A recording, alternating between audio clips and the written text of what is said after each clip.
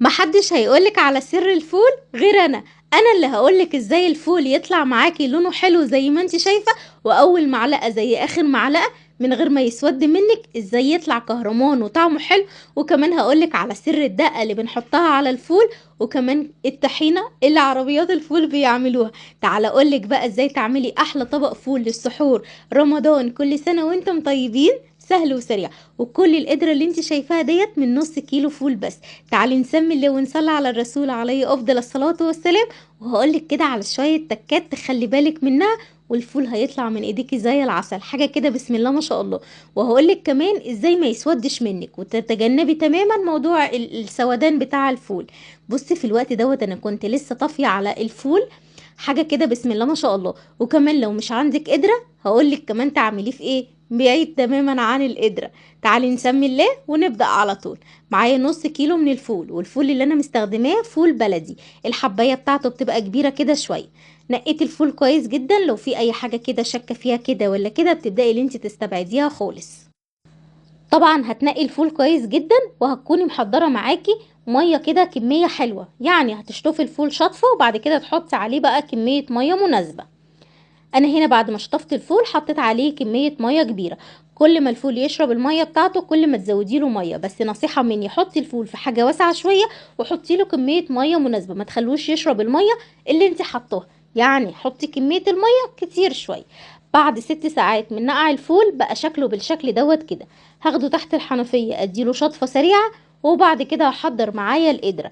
وطبعا لو مش متوفر عندك قدرة تقدري تعمليه في الحلة، بس حلة تكون كده مساحتها حلوة علشان خاطر الفول ما يفرش منك على البوتاجاز. بعد ما حطيت كمية الفول هنزل بقى معايا كده كوباية كاملة من الفول المدشوش. نص كيلو الفول بياخد كوباية كاملة من الفول المدشوش. غسلتها كويس جدا من غير نقع ولا اي حاجة، ورحت حطوها. وبعد كده معايا نص كوباية من العدس الاصفر، وحطيت العدس الاصفر فوق الفول المدشوش. ومعايا ربع معلقة كبيرة من الكركم، ونص معلقة او معلقة الا ربع من البابريكا، تمام، بابريكا عادية مش مدخنة. معايا بقى ليمونة هاخد منها 3 شرايح بالشكل دوت كده، والشريحة تكون رفيعة كده مش سميكة قوي.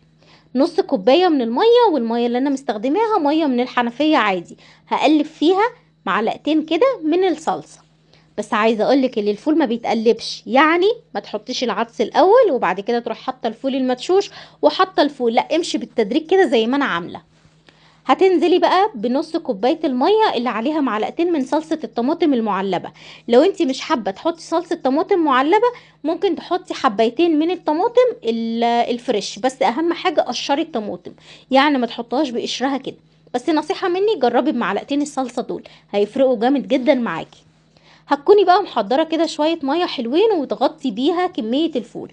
ترفعي الفول على النار ياخد غلوه اولانيه وتهدي عليه اكنك بتعملي رز بالظبط. تعالي نحضر مع بعض الدقه بتاعه الفول.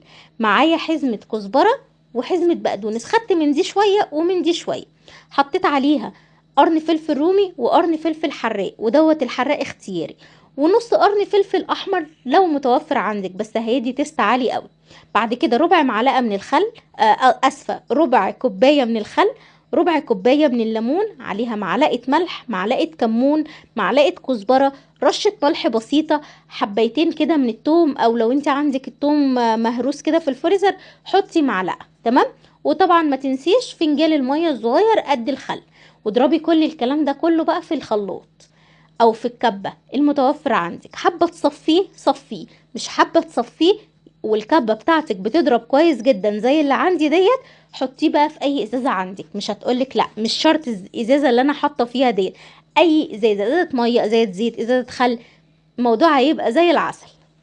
عندي بقى طحينه، تعالي نعمل الطحينه اللي بيعملوها على العربيات. معايا نص كوبايه من الطحينه، وطبعا الطحينه دي احنا عاملينها في البيت، لو عايزه طريقه الطحينه قوليلي عليها هسيبها لك في الكومنتات.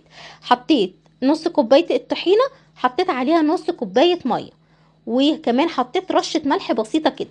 لو حسيتي ان نص كوبايه الميه اما انت حطيتيها لسه الطحينه معاكي تقيله شويه زوديها. انا هوريكي السمك اللي احنا عايزين بيه الطحينه دلوقتي. ده كده السمك بتاع الطحينه، خفيفه مش تقيله. وطبعا الملح اللي احنا حطيناه ظبط كده الدنيا معانا. وبرضه هنحطها في اي ازازة متوفرة عندنا في البيت. ويبقى بقى عملنا دقة الفول وكمان عملنا الطحينة. تعالي نبص بصة كده على الفول ونشوف اخباره ايه. هنا الفول كل ما يعوز ميه بزود له شويه ميه، في الوقت دوت بقى كان داخل في السوا خلاص. فعادي اللي انت ممكن تقلبيه، بس اهم حاجه ما تقلبوش اول ما تحطيه على النار. طبعا اي ميه هنزودها للفول لازم تكون ميه سخنه، ما ينفعش تحطي ميه من الحنفيه. حطي جنبك كده براد الشاي او كنكه كده او ولعي الكتل.